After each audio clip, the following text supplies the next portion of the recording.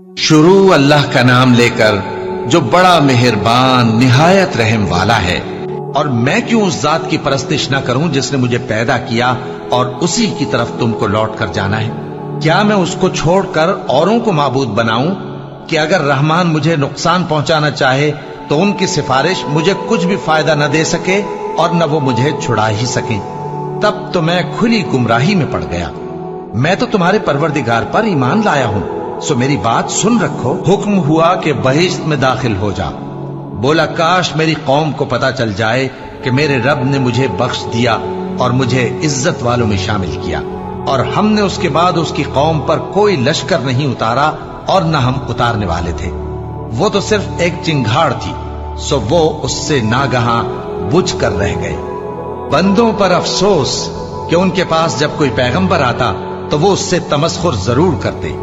क्या उन्होंने नहीं देखा कि हमने उनसे पहले बहुत से लोगों को हलाक कर दिया था। अब वो उनकी तरफ लौट कर नहीं आएंगे और सब के सब हमारे रूबरू हाजिर किए जाएंगे। और एक निशानी इनके लिए जमीन मुर्दा है कि हमने इसको जिंदा किया और इसमें से अनाज उगाया, फिर ये इसमें से खाते हैं, और इसमें खजूरों और अंगूरों के बाग पैदा किए और इसमें चश्मे जारी कर दिए ताकि ये इन बागों के फल खाएं, और इनके हाथों ने तो इनको नहीं बनाया। तो फिर क्या ये शुक्र नहीं करते? वो जात पाक है जिसने जमीन की नबातात के और खुद इनके और जिन चीजों की इनको खबर नहीं सबके जोड़े बनाए। और एक निशानी इनके लिए रात है कि इस पर से हम दिन को खींच लेते हैं तो उसी वक्त उन पर अंधेरा छा जाता है, और सूरज अपने मुकर्रर रास्ते पर चलता रहता है। ये उस गालिब दाना का मुकर्रर किया हुआ अंदाजा है।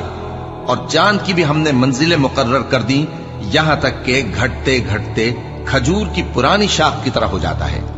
न तो सूरज ही से यह हो सकता है कि चांद को जा पकड़े, और न रात ही दिन से पहले आ सकती है, और सब अपने अपने मदार में तैर रहे हैं। और एक निशानी इनके लिए यह है कि हमने इनकी औलाद को भरी हुई कश्ती में सवार किया और इनके लिए वैसी ही और चीजें पैदा की जिन पर ये सवार होते हैं। और अगर हम चाहें तो इनको गर्क कर दें, फिर न तो इनका कोई फरियाद रस हो और न इनको रिहाई मिले, मगर ये हमारी रहमत और एक मुद्दत तक के फायदे हैं। और जब इनसे कहा जाता है कि जो तुम्हारे आगे और जो तुम्हारे पीछे है उससे डरो ताकि तुम पर रहम किया जाए, और इनके पास इनके परवरदिगार की तरफ से कोई निशानी नहीं आती मगर उससे मुंह फेर लेते हैं। और जब इनसे कहा जाता है कि जो रिस्क अल्लाह ने तुमको दिया है उसमें से खर्च करो, तो काफिर मोमिनों के मुताल्लिक कहते हैं कि भला हम उन लोगों को खाना खिलाएं जिनको अगर अल्लाह चाहता तो खुद खिला देता।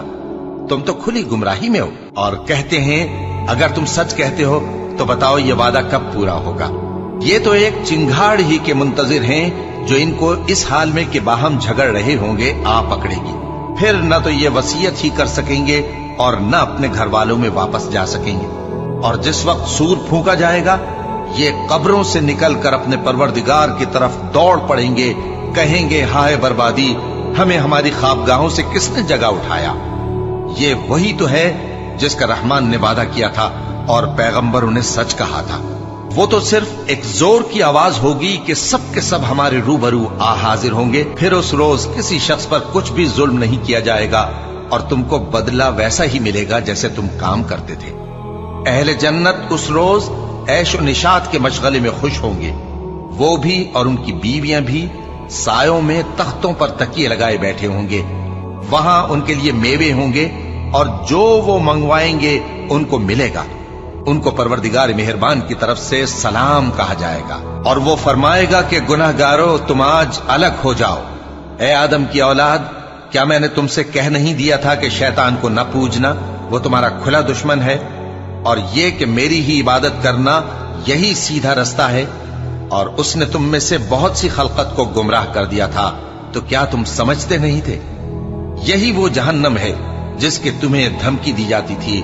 जो तुम कुफ्र करते रहे हो उसके बदले आज इसमें दाखिल हो जाओ। आज हम उनके मुंहों पर मोहर लगा देंगे और जो कुछ ये करते रहे थे इनके हाथ हमसे बयान कर देंगे और इनके पांव इसकी गवाही देंगे। और अगर हम चाहें तो इनकी आंखों को मिटाकर अंधा कर दें, फिर ये रास्ते को दौड़ें तो कहां से देख सकेंगे। और अगर हम चाहें तो इनकी जगह पर इनकी सूरतें बदल दें, फिर वहां से वो न आगे जा सकें और न पीछे लौट सकें। اور جس کو